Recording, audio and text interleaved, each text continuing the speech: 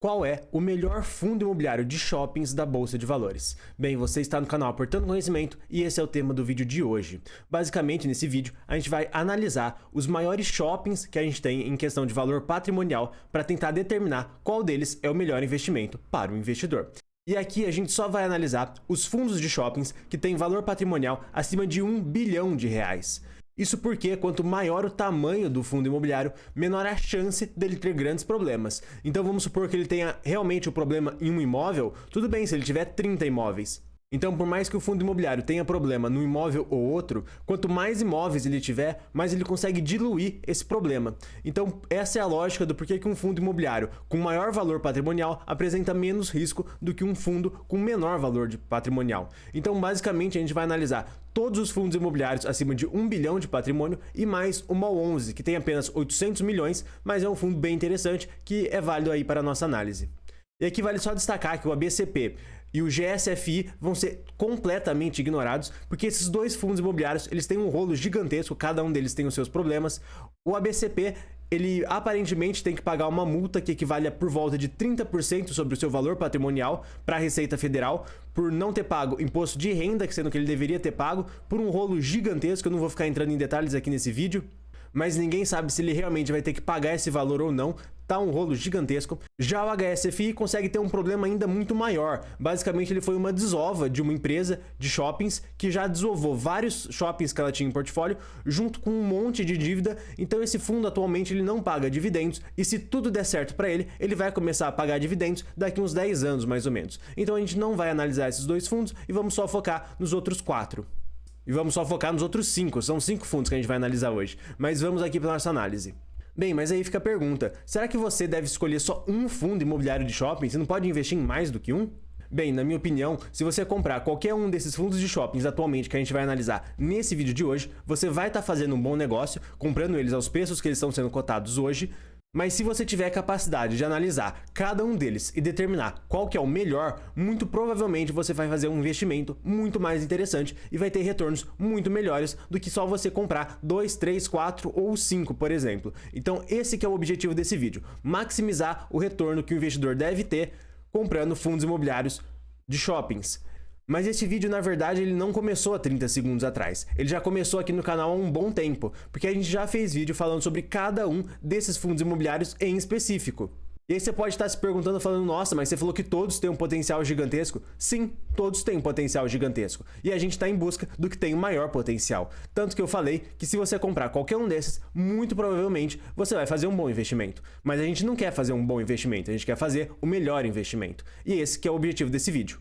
Mas antes de tudo, vale só lembrar que quando você analisa vários fundos imobiliários de tijolo, você analisar o P sobre VP não é muito interessante, porque quando o P sobre VP cai, automaticamente o rendimento do fundo, o dividend yield, acaba subindo para compensar essa queda. Acaba subindo porque o dividend yield ele é o dividendo recebido dividido pelo preço, então quando o preço acaba caindo, logo o dividend yield fica maior. Logo, não faz muito sentido você avaliar o P sobre VP de um fundo imobiliário de tijolo e ficar comparando ele com outros, porque se você analisar apenas o rendimento desse fundo, você vai chegar no mesmo resultado. Então por isso que a gente não vai analisar o P sobre VP.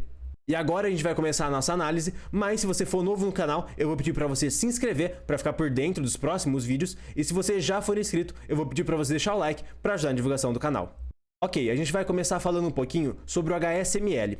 Basicamente, ele é um fundo mais novo, ele é um fundo com uma estratégia diferente, ele mesmo quer controlar os shoppings que ele tem em portfólio e quer ter toda a liberdade para isso, ou seja, ele compra mais do que 51% dos shoppings que ele tem em portfólio, e ele é um fundo imobiliário que foi lançado no final de 2019. Então, na verdade, a gestora ela não teve tempo suficiente para mostrar o seu trabalho, já que em 2020 a gente teve uma grande crise sanitária a nível global. Então o HSML hoje é o fundo que tem a maior capacidade de pagar o maior dividend yield, mas não necessariamente ele seja um bom investimento, porque ele também tem um risco muito maior. A gente realmente não tem muita noção do que vai virar o HSML quando a gestora realmente conseguir fazer o seu trabalho. A gente não sabe se ela vai conseguir fazer um trabalho muito bom, ou se ela está só cobrando uma taxa de gestão extremamente alta e fingindo que está fazendo alguma coisa. Realmente a gente não tem a resposta para isso e a gente tem que esperar mais tempo para saber o que vai virar. Por isso que ele tem um risco maior.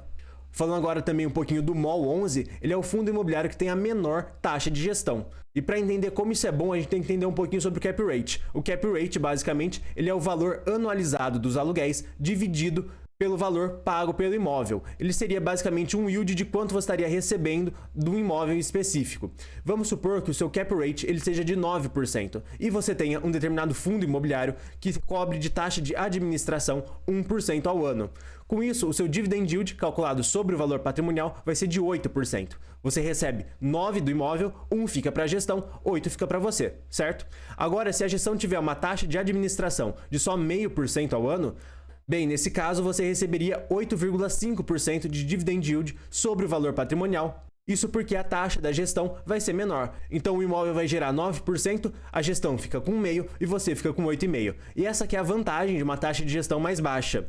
Só que aqui vale ressaltar que como a gente está analisando o rendimento do fundo, também não faz sentido a gente analisar a taxa de gestão, porque a gente estaria analisando duas vezes a mesma coisa. E o racional por que a gente não vai analisar a taxa de gestão é igual o porquê que a gente não analisa o preço sobre o valor patrimonial.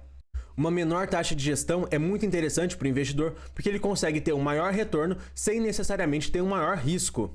Ou seja, o investidor ele vai receber um rendimento maior sem que esse fundo imobiliário fique comprando imóveis que são mais arriscados. Isso é um ponto muito interessante para o investidor, mas quando você analisa o rendimento do fundo, automaticamente você já está analisando tanto o preço sobre o valor patrimonial quanto também a taxa de gestão. E é exatamente sobre isso que eu falo aqui nesse slide, então passando já aqui para o próximo. Agora a gente vai falar um pouquinho sobre o VISC.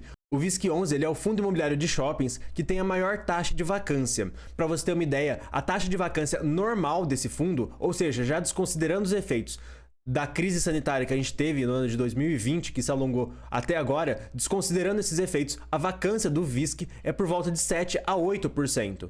Essa vacância já é maior do que alguns fundos imobiliários tiveram já no ápice da crise, ou seja, a vacância dele realmente é um ponto de atenção para o investidor. E você pode enxergar a vacância maior do VISC de duas formas. A primeira é sendo como um potencial ponto de aumento de resultados, ou seja, se ele conseguir alugar essas lojas que estão vagas e diminuir a sua vacância de 7, 8% para 2, 3%, aí você teria uma vantagem muito boa, porque isso aumentaria os rendimentos. Mas também você tem uma segunda forma de analisar o VISC, que é que por causa dessa taxa de vacância, ele não é um fundo tão seguro assim. Ele é mais propenso a sofrer durante crises, porque a qualidade dos seus imóveis não é tão grande assim. E eu sou mais propenso a acreditar nessa segunda análise, que fala que essa taxa de vacância maior, na verdade, é um risco e não um potencial para o VISC. Então, na minha opinião, quem investe no VISC deveria receber um pouco a mais do que quem investe nos outros fundos imobiliários para compensar esse risco a mais. E se não existir esse rendimento a mais, então o VISC não seria um bom investimento. E a gente vai falar um pouquinho mais sobre isso lá no final desse vídeo. Quando a gente analisa a qualidade dos shoppings e o portfólio dos fundos imobiliários, fica muito nítido que o XPML e o MOL 11 são os fundos imobiliários que têm o melhor portfólio de todos os outros FIIs de shopping. Isso porque, mesmo nos piores momentos da crise que a gente viveu recentemente, a vacância desses dois fundos imobiliários não ficou maior do que 5%. Isso porque os shoppings desses dois fundos imobiliários são tão bons que os lojistas preferiram ficar com as suas lojas, mesmo com shoppings fechados, do que tentar ir para um outro shopping. Isso mostra a grande resiliência desses dois FIIs. O HGBS, por outro lado, ele tem uma vacância um pouco mais elevada, por volta de 6 a 7%, mas isso é extremamente localizado em alguns shoppings específicos que ele tem. Ou seja, ele tem alguns shoppings que estão indo muito bem e outros que estão indo bem ruim e estão puxando a vacância média para cima. Mas ele tem um portfólio muito interessante também.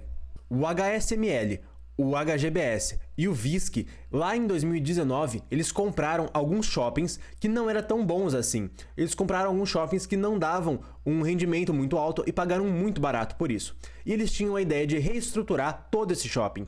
Com a crise que chegou em 2020, essa ideia foi meio que deixada de lado e só retornou a ser pauta agora da gestão desses fundos a partir do final de 2021, começo de 2022.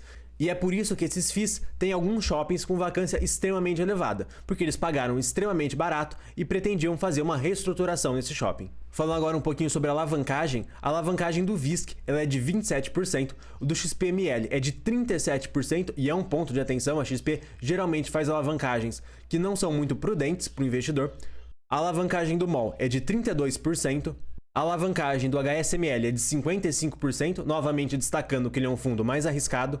E a alavancagem do HGBS é de 0%, ele não tem alavancagem. Então, antes de falar qual que é o melhor fundo e fazer essa análise, a gente precisa concluir um pouco sobre o modelo de análise que a gente está fazendo. O FII HSML ele tem um risco muito maior do que os outros, ou seja, ele precisa ter também um rendimento muito maior do que os outros para compensar a tomada desse risco. Se ele não tiver um rendimento muito maior do que os outros, ele não vai ser um bom investimento, porque o risco dele é muito maior. A mesma lógica se aplica para o VISC devido à sua taxa de vacância ser mais elevada do que os demais. Mas ao contrário do que a gente vê no HSML, o VISC ele é só um pouco mais arriscado do que os outros fundos de shopping e por isso ele deve ter um rendimento apenas um pouquinho maior para compensar ser um bom investimento. E vale aqui só destacar que a maior vacância do VISC está diretamente relacionada com o fato dele ser potencialmente mais impactado por crises. E obviamente o nível de alavancagem de cada um dos fundos imobiliários deve ser considerado para análise. O dividend yield projetado para os próximos 12 meses, isso considerando que o fundo vai continuar pagando o mesmo valor que ele paga mensalmente durante os próximos 12 meses, em relação ao preço que ele está cotado atualmente, a gente chega à conclusão que o dividend yield do MOL é de 8,4%, enquanto o dividend yield do XPML é de apenas 8%, mas ele tem potencial de aumentar isso muito em breve, quando ele aumentar a sua distribuição mensal, que provavelmente deve ocorrer em breve. Já o HGBS paga um dividend yield de apenas 7,2%. Como esses três fundos imobiliários têm ótimos portfólios, a gente pode simplesmente comparar o dividend yield de um com o outro diretamente, e chegando à conclusão que o MOL 11 é o melhor fundo imobiliário no momento dentre esses três fundos. Mas agora, quando a gente compara o MOL 11 com o VISC e com o HSML, a gente vê que o VISC na verdade paga um yield menor do que o MOL 11, enquanto na verdade o VISC tem mais risco, ou seja, ele deveria pagar um dividendo maior, e com isso a gente chega à conclusão que ele não é um bom investimento para o momento, no preço atual. E o HSML paga 8,7% ao ano de dividendo, só que vale aqui destacar que ele tem um risco muito maior. Será que vale a pena você correr tanto risco para só 0,3 a mais no fim do ano? Bem, na minha opinião, não vale tanto a pena, e por isso que eu acho novamente que o MOL 11 é o melhor investimento desses três FIIs aqui. Então, com isso, a gente conclui o nosso vídeo que no preço atual, o melhor fundo imobiliário de shoppings, na minha opinião, é o MOL 11. Mas eu gostaria de saber qual que é a sua opinião, então fique à vontade para dizer aqui nos comentários qual que é a sua opinião. E se você for novo por aqui, se inscreva no canal para ficar por dentro dos próximos vídeos. Gente, por hoje é só e até amanhã.